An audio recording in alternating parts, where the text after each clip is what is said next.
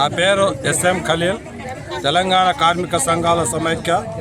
ఈరోజు మహబూబ్నగర్ పట్టణంలో గతంలో 886 మంది పట్టాలు వాపసు తీసుకొని వాళ్ళకు డబుల్ బెడ్రూమ్లు ఇస్తామని చెప్పి ప్రభుత్వం ఒక జాబితా విడుదల చేసింది.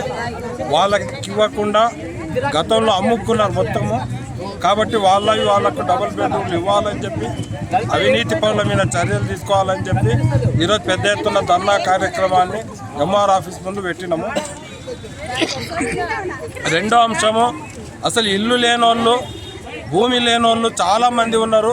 మహబూబ్నగర్ అర్బన్ మండలంలో 4800 ఎకరాల ప్రభుత్వ భూమి ఉంది. వాళ్ళందరికీ కూడా 130 గజాల భూమి ఇచ్చి 5 లక్షల రూపాయలు ఇందిరమ్మ ఇల్లు ఇవ్వాలని చెప్పి మేము డిమాండ్ చేస్తూ ఉన్నాము. మూడో డిమాండ్ ఏంటంటే, ఈరోజు ఇందిరమ్మ సర్వేల పేరుతోటి కాలయాపన చేస్తున్నారు. గతంలో 100 సర్వేలు జరిగినాయి. ఎవరు అర్హులు గారో ఆల్రెడీ ఇప్పటికే తేలి ఉంది. మీరు అర్హులకు న్యాయం చేయదలుచుకుంటే కాలయాపన చేయకండి అని చెప్పి కూడా మేము ఈరోజు ఎంఆర్ఓ గారి ముందర డిమాండ్ చేసినాము. గతంలో కలెక్టర్ గారిని, ముఖ్యమంత్రి గారిని కూడా మేము కలిసినాము. ఈ నెల 26 వరకు ఒక సమస్య కొలిక్కి వస్తుందని చెప్పి ఎంఆర్ఓ గారు మాట్లాడారు. 26 వరకు కొలిక్కి రాకపోతే సార్ మాకు 30 ఏళ్ళకు దగ్గర వస్తుంది. మాకు వైఎస్ రాజశేఖర రెడ్డి ఇచ్చిపోయిన ప్లాట్లు ఇంతవరకు ఇయ్యలేదు. ఇస్తామని చెప్పి ఇయ్యలేదు.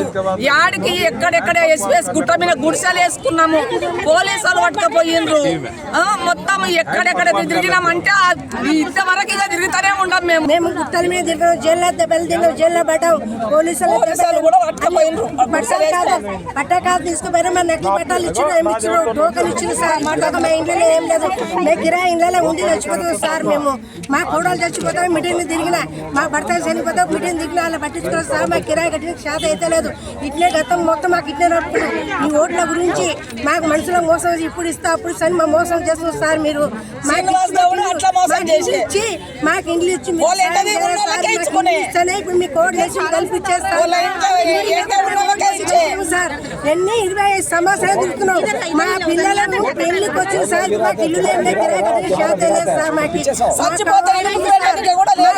మాకు బొంద పెట్టి సోట్ కూడా ఎంఆర్ఓ గారు చెప్తున్నది ఏంటంటే, ఆ పట్టాలు వాపస్ ఇచ్చిన వాళ్ళందరూ కూడా ఎవరైతే డూప్లికేట్ ఇల్లు తీసుకున్నారో, గతంలో అమ్ముకున్నారో, వాటన్నిటి మీద ఉన్నతాధికారులు విచారణ చేసిండ్రు. వాటి మీద రిపోర్ట్ వస్తుంది. ఎవరైతే పట్టాలు రిటర్న్ తీసుకున్నామో వాళ్ళకి ఇవ్వడం కొరకు ఆ ప్రయత్నాలు జరుగుతున్నాయి. ఈ నెల 26 వరకు వాటికి సంబంధించిన ఒక సమాచారం మా దగ్గరకు వస్తుంది. నిర్ణయం తీసుకుంటామని చెప్పి సార్ మాట్లాడారు. సార్, పట్టాలు వాపీస్ ఇచ్చిన వాళ్లకు అర్హులైన వాళ్ళందరికీ కూడా డబుల్ బెడ్రూమ్ ఇస్తామని మాట్లాడారు. అది రెండవది, ఇల్లు లేదు, భూమి కూడా లేదు.